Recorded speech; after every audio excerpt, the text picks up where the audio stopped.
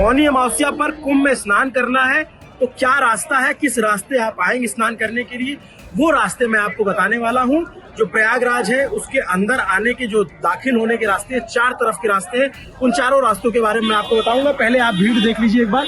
ये मौनी अमावस्या के स्नान से पहले की भीड़ है और बीच में पुलिस के दल दिख रहे होंगे। ये वो रोड है जिसको पुलिस ने थोड़ा पार्शियली रूप से रोक रखा है, ये अखाड़ा मार्ग है, इस वजह से यहाँ थोड़ी आपको कम भीड़ लग रही होगी, लेकिन वैसे पूरे मेले में बहुत ज्यादा भीड़ है। बहुत हर रोड पे बहुत ज्यादा श्रद्धालु आए हुए हैं, उनको स्नान करना है और उनको संगम जाने का उनका मन है। लेकिन मैं आपको एक सलाह दूंगा, आप जिस रास्ते से आए उस रास्ते पर ही जो घाट नजदीक पड़े उस घाट पे स्नान कीजिए, संगम आने की हड़बड़ी मत कीजिएगा। वजह बताता हूँ, 4 रास्ते हैं प्रयागराज में आने के। पहला रास्ता, अगर आप दिल्ली से कानपुर की तरफ से आ रहे हैं तो सड़क मार्ग से अगर उधर से आते हैं तो पहले ही पार्किंग में रोक दिया जाएगा। सुबेदारगंज के पास में, नवाबगंज के पास में कई सारी पार्किंग है, उधर आपको रोका जाएगा। अगर ट्रेन से, मैं पहले स्टेशन के बारे में क्लियर कर देता हूँ। 4 स्टेशन है, मेन 4 बड़े स्टेशन, 5 बड़े स्टेशन है। पहला प्रयागराज जंक्शन, जहां से ट्रेनें आएंगी, दिल्ली के रास्ते जो ट्रेनें आएंगी वो उस जगह पे आती हैं।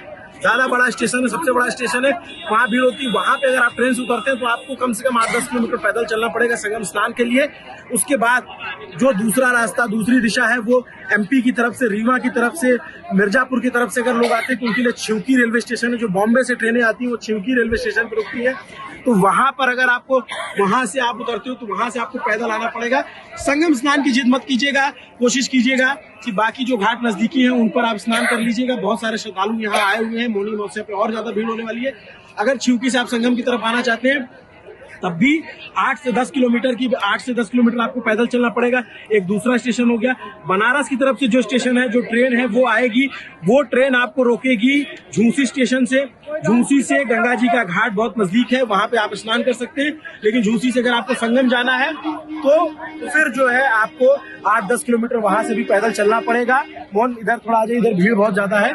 इसके अलावा जो ट्रेनें लखनऊ तरफ से आएंगी वो प्रयाग जंक्शन, प्रयाग स्टेशन है, वो प्रयागराज नहीं है, प्रयाग स्टेशन है, वहां आती है। वहां से भी आपको संगम के लिए 7-8 किलोमीटर पैदल चलना पड़ेगा। ये एक तीसरा रास्ता हो गया। और जो बनारस से आती है वो झूसी, मैं आपको सारे रास्ते बता चुका हूँ। झूसी स्टेशन है, प्रयागराज जंक्शन है, छिवकी स्टेशन है और प्रयाग जंक्शन है। एक जो सबसे निकटतम संगम से जंक्शन है प्रयाग जंक्शन, उसको प्रयाग संगम, उस स्टेशन का नाम प्रयाग संगम, लेकिन उसको बंद कर दिया जाएगा। मौनी अमावस्या पे बहुत ज्यादा भीड़ है। स्नान के बाद हनुमान जी का जो मंदिर है वहां दर्शन करने के लिए बहुत भीड़ लगती है, इसलिए उस मंदिर को भी फिलहाल के लिए बंद किया गया है, क्योंकि बहुत ज्यादा भीड़ है। उसको संभाल पाना प्रशासन के लिए भी एक बहुत चुनौती का विषय है। देखिए, पॉन्टून पुल जो बंद किए गए जिसको लेकर बहुत चर्चा हुई, प्रशासन इसकी प्रैक्टिस कर रहा है कि जो श्रद्धालु जिस तरफ है उनको उधर ही स्नान करा दिया जाए। क्योंकि अब आप जैसा अनुमान है 10 करोड़ की भीड़ आना, 10 करोड़ लोगों को संगम में स्नान करा पाना अपने आप में किसी भी प्रशासन, दुनिया के किसी भी प्रशासन के लिए बहुत चुनौतीपूर्ण काम है। इसलिए बहुत सारे पॉन्टून पुल बंद किए गए हैं। 2-4 पॉन्टून पुल ही खोले गए कि वो जिनको बहुत जरूरी है वही इधर उधर आ जा सके।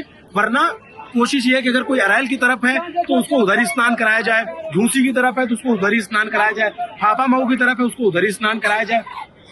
अगर कोई दारागंज की तरफ है, जो दारागंज इलाका है, अगर उधर आ जाता है तो दशाश्वमेध घाट है, आप वहां स्नान कर सकते हैं। लेकिन अगर संगम स्नान करना है और आप चाहते हैं कि आपको मौनी अमावस्या पे पुण्य कमाना है तो बहुत पुरुषार्थ की जरूरत है। जिसके जो बुजुर्ग हैं या फिर जिनके परिवार में ज्यादा उम्र के लोग हैं, अवॉइड कर सकते हैं, क्योंकि पैदल बहुत ज्यादा चलना पड़ेगा। मैं आपको दिखाता हूँ कि कहीं जहां पे भी लोग आते हैं वहीं खड़े हो जाते हैं, रुक जाते हैं, बहुत भीड़ है, शाम का वक्त है। और आप देखेंगे कि ये पूरा अखाड़ा मार्ग वो एकदम से भरा हुआ है। रात के वक्त अखाड़े जो इधर मोहन दिखाएंगे, इधर जूना अखाड़ा है।